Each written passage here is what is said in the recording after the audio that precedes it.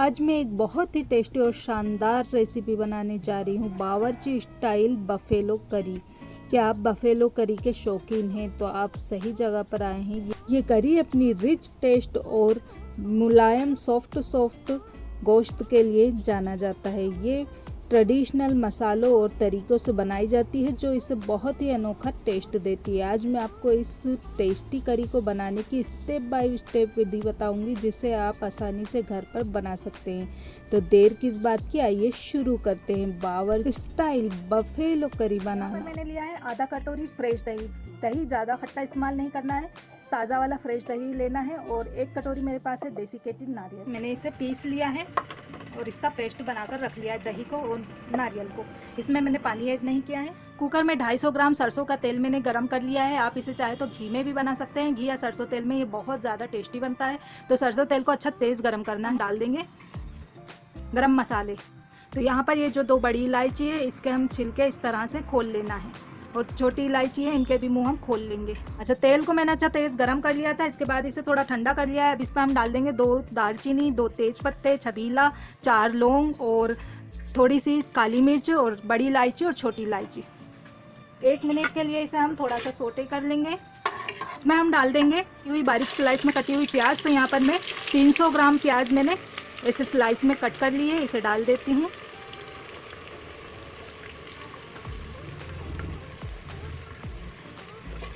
और प्याज को हमें भून लेना है गोल्डन ब्राउन होने तक। तेज़ आंच पे इसे भूनेंगे हम, और अच्छे तेज़ तेल में डालकर तो ये अच्छी बढ़िया सी क्रिस्पी फ्राई होती हैं। प्याज देखें हल्की गोल्डन हो चुकी है। अब इसमें हम डालेंगे गोश्त। तो यहाँ पर मैं ले रही हूँ बड़े का गोश्त 1 kg, और इसे मैंने साफ़ अच्छी तरह से धो लिया था। और ये बोटी वाला गोश्त है और बहुत कम इसमें हड्डी है। ये डाल देते हैं इसमें।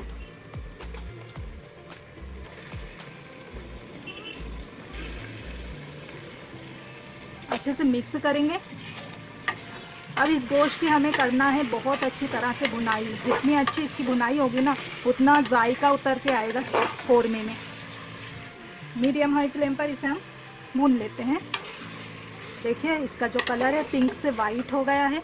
इसे हम कवर करेंगे और बीच बीच में चलाते हुए इसके लिए अच्छी भुनाई। गोश्त को मैंने 5 से 7 मिनट के लिए अच्छी तरह से भून लिया है। ये बहुत अच्छा सा भुन गया है। अब इस स्टेज पर इसमें हम डाल देंगे अदरक लहसुन का पेस्ट। यहाँ पर मैं आधा कटोरी इस्तेमाल कर रही हूँ। अदरक लहसुन के पेस्ट को डालकर ऐसे मिला लें और 3 से 4 मिनट के लिए कस लें, जिससे इसका कच्चापन निकल जाएगा। अदरक लहसुन का जो पेस्ट है 3 से 4 मिनट के लिए बढ़िया से भुन गया है, अच्छी से खुशबू आने लगी है। अब इसमें हम डालेंगे कश्मीरी लाल मिर्च पाउडर।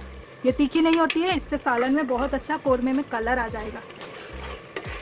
ये देखिए अच्छे से मिक्स कर लेंगे और इससे हमारे कौरमे में बहुत अच्छा कलर आ जाएगा। आप देख पा रहे हैं कितना अच्छा कलर आ गया है। मैंने इसे अच्छे से मिक्स कर दिया है। अब इसमें हम डालेंगे धनिया पाउडर 3 चाय के चमचे। बावर्ची स्टाइल गोश्त में धनिया का जो जायका है बहुत अच्छा आता है और ये थोड़ा सा ज़्यादा ही डलता है। 2 चाय के चमचे भरकर मैं इसमें लाल मिर्च का पाउडर ऐड कर रही हूँ। आप अपने टेस्ट के हिसाब से डालिएगा। आधा चाय का चमचा हल्दी पाउडर। अब इसमें हम डालेंगे नमक स्वाद के अनुसार। यहाँ पर मैं 2 चाय के चमचे डाल रही हूँ, ये एकदम परफेक्ट है। हम डालेंगे खुशबू वाला गरम मसाला पाउडर। ये मेरे घर का बना हुआ है। इसकी रेसिपी में आप कहेंगे तो लिंक इसका दूंगी आपको डिस्क्रिप्शन बॉक्स में, वहाँ से आप इसे चेकआउट कर लीजिएगा। 2 चाय के चमचे भर के डाल देंगे। बहुत मज़ेदार मसाला है कि जिस भी सब्ज़ी में डालते हैं सब्ज़ी का या गोश्त का जो जायका है बहुत अच्छा हो जाता है। इसे अच्छे से मिक्स करेंगे और मसाले के साथ इसे हम गोश्त को अच्छे से कस लेंगे। पानी बिल्कुल ऐड नहीं किया है, गोश्त ने जो मॉइस्चर छोड़ा है उसी में इसे हमें पकाना है। तो इसे कवर करेंगे और मसाले को हम 1 से 2 मिनट के लिए भून लेंगे। आँच को थोड़ा मीडियम कर देंगे। मसाले के साथ हमने इसे 2 मिनट के लिए और भून लिया है और बहुत अच्छी इसमें खुशबू आ रही है और ये अच्छी तरह से भुन गया है। इसका जो मॉइस्चर था वो भी सूख चला है। करके किनारे पर तेल छोड़ दिया है मसाले में। बहुत अच्छे से मसाले भुन गए हैं। 1 गिलास इसमें पानी डालूंगी और इसे अच्छे से कर देते हैं हम मिक्स करके देखा है ये गाढ़ा है, तो मुझे लग रहा है इसे हम जब गलाने के लिए करेंगे तो पानी जल्दी सूख जाएगा। क्योंकि गोश्त को अब हमें गलाना है तो आधा गिलास पानी इसमें और डालेंगे, जिससे गोश्त हमारा जो है कुकर के तले में चिपकेगा नहीं और बढ़िया से गल भी जाएगा। अच्छे से मिक्स कर लेंगे अब कुकर का ढक्कन लगा लेंगे और एक सीटी हम हाई फ्लेम पर लेंगे और फिर इसके बाद मीडियम फ्लेम पर 15 मिनट तक इसे पका लेंगे। अच्छा, इसमें मैंने एक सीटी हाई फ्लेम पर और फिर 15 मिनट मीडियम आंच पर इसे पकाया और अब इसका जो प्रेशर है ऑटोमेटिक रिलीज़ हो गया है। कुकर के ढक्कन को खोलेंगे। बहुत ही अच्छा गोश्त हमारा बनकर तैयार हुआ है। बहुत अच्छी सी खुशबू आ रही है, ये आप देख सकते हैं। और बहुत ही दानेदार जो है मसाले का जो टेक्सचर है, ये देखिए मैं आपको दिखाती हूँ। अब एक पीस जो है हम निकाल करके और गोश्त को चेक कर लेते हैं।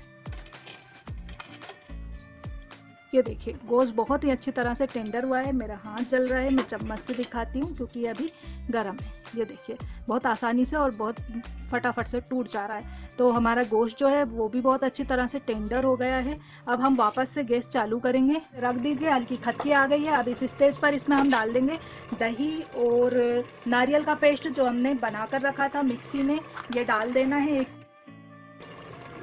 आँच को थोड़ा धीमा कर लेंगे।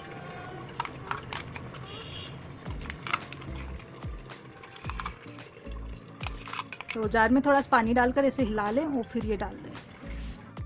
अब इसको हम अच्छे से मिक्स करेंगे। दही डालकर फुल फ्लेम पर इसे हम 2 से 3 मिनट के लिए भून लेंगे, जिससे दही फटेगा नहीं। और कवर करके भून लिया है और ये दही जो है अच्छी तरह से भुन गया है। ये देख पा रहे होंगे आप बेहतरीन तरीके से। अब आँच को थोड़ा धीमा करेंगे और मसाले को 1 से 2 मिनट के लिए हम और भूनेंगे। इस स्टेज पर इसमें हम डाल देंगे 2-3 हरी मिर्चें, इसे बीच से कट लगाकर। इससे सालन में अच्छी सी खुशबू आ जाएगी। वापस से इसे कवर कर देंगे और इसे चलाते हुए हमें 4 से 5 मिनट के लिए मीडियम फ्लेम पर भून लेना है। तो देखिए 4 से 5 मिनट के लिए इसे मैंने भून लिया है अच्छी तरह से। बहुत अच्छी कोयले से खुशबू आ रही है और ये बहुत अच्छी तरह से दानेदार इसका टेक्सचर आ गया है। आँच को थोड़ा धीमा कर देंगे। ये देखिए आप देख पा रहे होंगे बढ़िया सा कौरमा बनकर के तैयार हो गया है। आप चाहें तो इसमें शोरबा करेंगे तो कर सकते हैं इस स्टेज पर। इसके टेस्ट में कोई फ़र्क नहीं पड़ेगा, मज़ेदार लगेगा। इसमें थोड़ा सा मैं देसी घी डालूंगी, इससे इसमें टेस्ट इन्हेंस होगा और एक रिच लुक आ जाएगा। अच्छे से मिला लेंगे।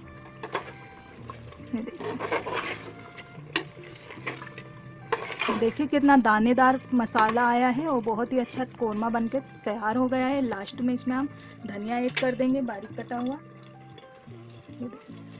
और अच्छे से मिक्स कर देंगे।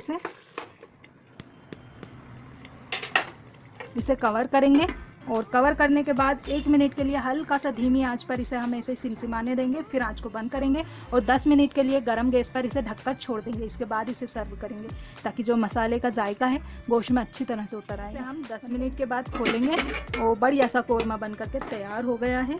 इसे हम सर्व करेंगे। एक बाउल में सर्व करती हूँ मैं। ये देखिए दानेदार टेक्सचर में बहुत ही मज़ेदार कौरमा बनकर तैयार हुआ है। मुझे उम्मीद है कि आपको ये वीडियो पसंद आया होगा। अगर आपको ये वीडियो पसंद आया है तो प्लीज़ इसे लाइक करें, शेयर करें और मेरे चैनल को सब्सक्राइब करें। अगली बार मिलते हैं एक और टेस्टी रेसिपी के साथ। तब तक के लिए शुक्रिया।